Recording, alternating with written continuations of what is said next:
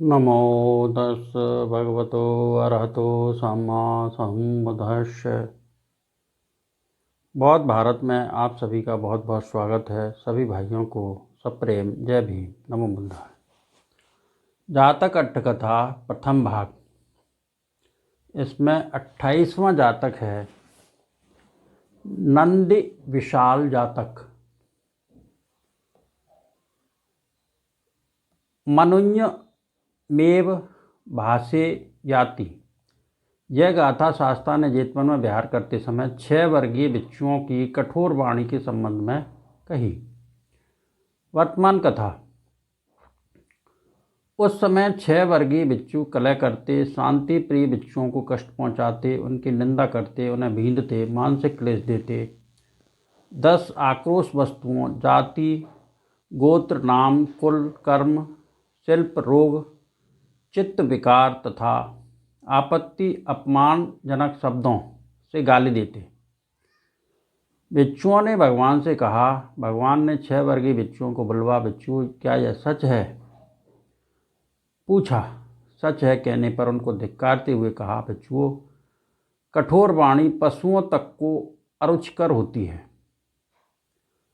पूर्व समय में एक पशु ने अपने को कठोर शब्द से पुकारने वाले के 1000 मुद्रा हरा दिए, 1000 मुद्रा की क्षति पहुंचाई।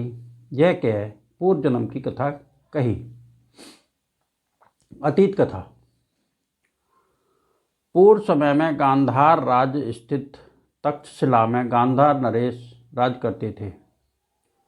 उस समय बोधिसत्व बैल की योनि में पैदा हुए थे। बोधिसत्व के तरुण बछड़ा होने की अवस्था में ही एक ब्राह्मण ने गो दक्षिणा देने वाले दाता के पास जा उन्हें प्राप्त कर नंदी विशाल नामकरण कर पुत्र की भांति अत्यंत स्नेह से यज्ञ भात इत्यादि खिलाकर पाला।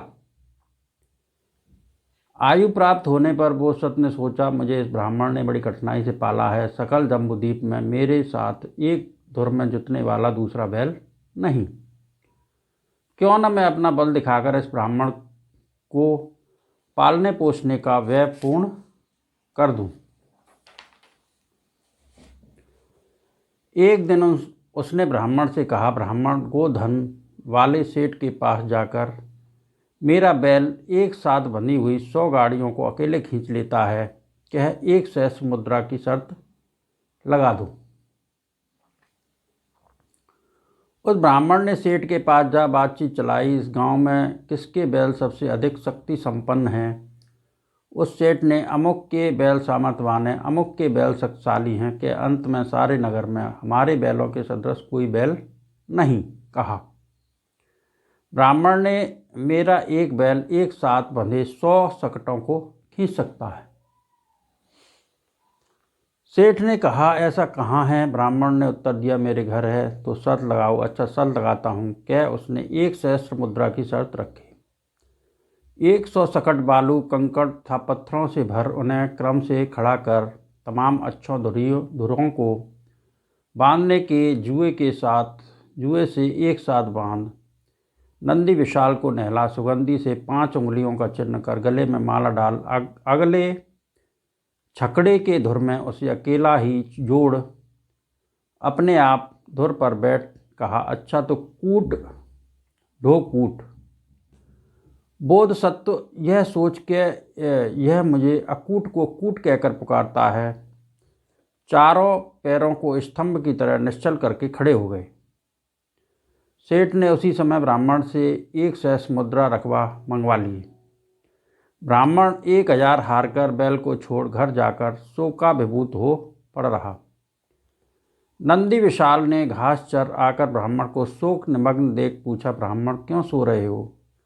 1 सहस्त्र मुद्रा हारने वाले को मुझे निंदा कहाँ?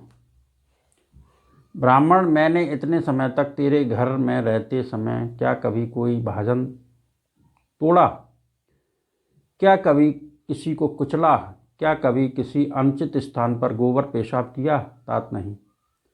तो फिर तू मुझे कूट कहकर क्यों पुकारता है? यह तेरा ही दोष है, मेरा दोष नहीं। जा इस बार उससे 2000 की शर्त लगा, केवल मुझे अकूट अदुष्ट को कूट कहकर न पुकारना। ब्राह्मण ने उसकी बात सुन जाकर 2 सहस्र की शर्त लगा। पूर्वोक्त प्रकार से ही 100 गाड़ियों को एक साथ बांध नंदी विशाल को सजाकर अगले सकट के धुर में जोता। कैसे जोता? युग को धुर में भली भांत बांधकर धुर के एक सिरे पर नंदी विशाल को जोत, धुर के दूसरे सिरे को धुर की रस्सी से लपेट युग के सिरे और अच्छों के बीच में मुंड वृक्ष का एक दंड देकर उसको रस्सी से भली भांति बांध दिया। ऐसा करने से जुआ इधर उधर नहीं होता, उसे एक ही बैल खींच सकता था। तब उस ब्राह्मण ने धुर पर बैठ नंदी विशाल की पीठ पर हाथ फेर कहा, अच्छा तो भद्र ले ढो भद्र। बोधसत्व ने एक साथ बंधे हुए 100 सकटों को एक ही झटके में खींच सबसे पीछे खड़ी गाड़ी को सबसे आगे खड़ी गाड़ी के स्थान पर लाकर खड़ी कर दी। गोधन वाले सेठ ने पराजित हो ब्राह्मण को 2 सहस्र मुद्रा दिए और दूसरे मनुष्यों ने भी बोधसत्व को बहुत धन दिया। वह सब धन ब्राह्मण का ही हुआ। इस प्रकार बोधसत्व के कारण उसे बहुत धन मिला। बुद्ध ने भिक्षुओं कठोर वचन किसी को अच्छा नहीं लगता क्या 6 वर्गीय भिक्षुओं को धिक्कारते हुए शिक्षा पद नियम बना। अब सम्बुद्ध होकर ही यह गाथा कही, जब बोले मनोज्ञ वाणी ही बोले, अमनोज्ञ कभी न बोलें। मनोज्ञ वाणी बोलने से बैल ने भारी भार ढो दिया। उस ब्राह्मण को धन मिला जिससे वह अत्यंत संतुष्ट हुआ।